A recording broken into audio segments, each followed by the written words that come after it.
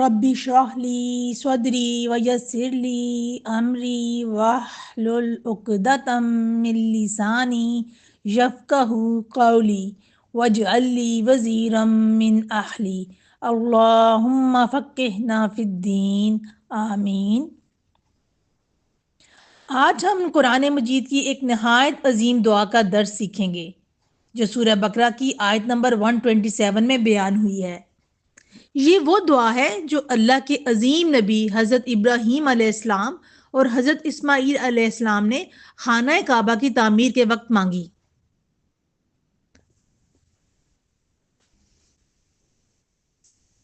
वइज़ यरफ़उ इब्राहीमुल क़वाइद मिनल बैति व इस्माईल रब्बना तक़ब्बल मिन्ना इन्नका अंतस समीउल अलीम। तर्जुमा, और जब इब्राहीम और इस्माईल बैतुल्लाह की बुनियादें उठा रहे थे तो दुआ करते जाते थे, ए हमारे रब, हमसे कबूल फरमा ले, बेशक तू ही खूब सुनने वाला खूब जानने वाला है। इसको हम मुख्तलिफ वन बाय वन पॉइंट्स के साथ इसको हम समझते हैं।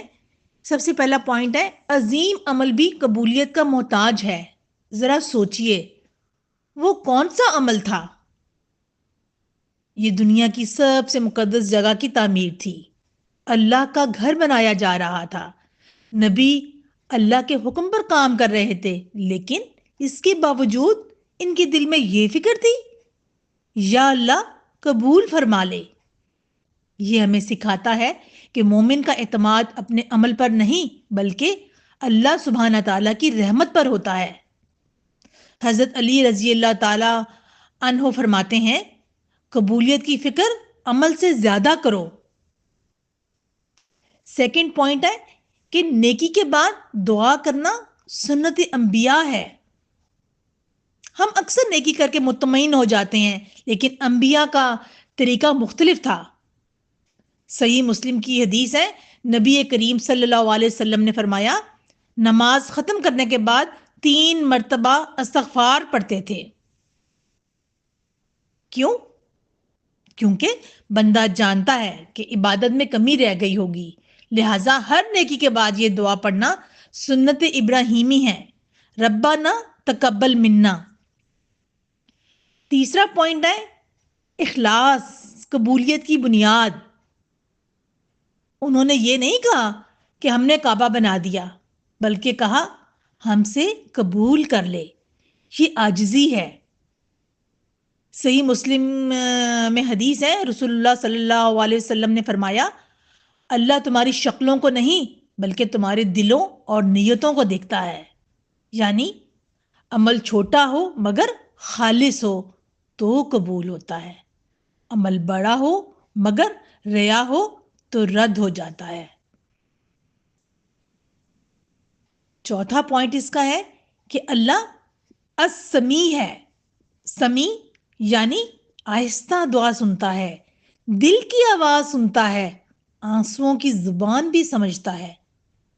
सही बुखारी में हदीस है, नबी सल्लल्लाहु अलैहि वसल्लम ने फरमाया, तुम ऐसे रब को पुकारते हो जो तुम्हारे बहुत करीब है, लिहाजा दुआ बुलंद आवाज से नहीं सच्चे दिल से होनी चाहिए।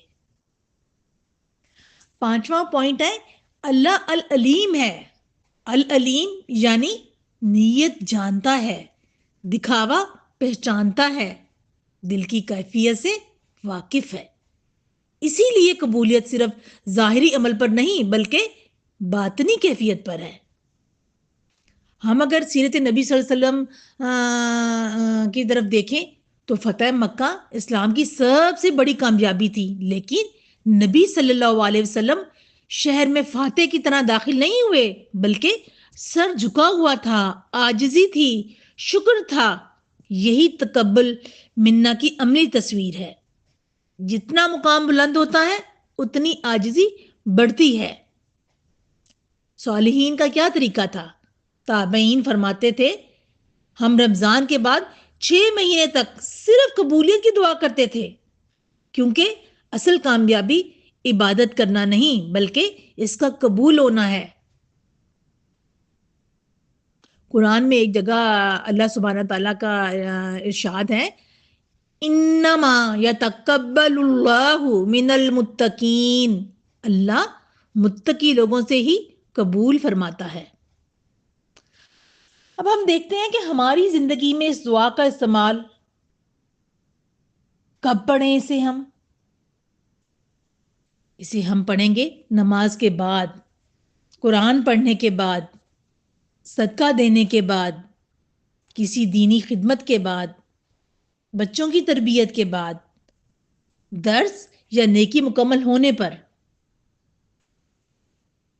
قبولیت کی 2 شرطیں ہیں علماء کے مطابق، ایک اخلاص یعنی صرف اللہ کے لیے عمل، اور دوسرا سنت کے مطابق عمل۔ صحیح مسلم کی میں حدیث ہے، نبی صلی اللہ علیہ وسلم نے فرمایا، جس نے ایسا عمل کیا جو ہمارے طریقے پر نہیں وہ مردود ہے۔ ہمیں اس سے کیا عملی اصول ملتے ہیں، ہمیں کیا اس سے سبق ملتا ہے کہ نیکی کے بعد غرور نہیں، دعا کریں۔ قبولیت کی فکر ایمان کی علامت ہے، اللہ دلوں کو دیکھتا ہے، عاجزی انبیاء کی سنت ہے۔ ہر نیکی کے بعد ربنا تقبل منا پڑھیں۔ کعبہ بنانے والے نبی بھی ڈرے ہوئے تھے کہ قبول ہوگا یا نہیں، اور ہم معمولی نیکی پر مطمئن ہو جاتے ہیں۔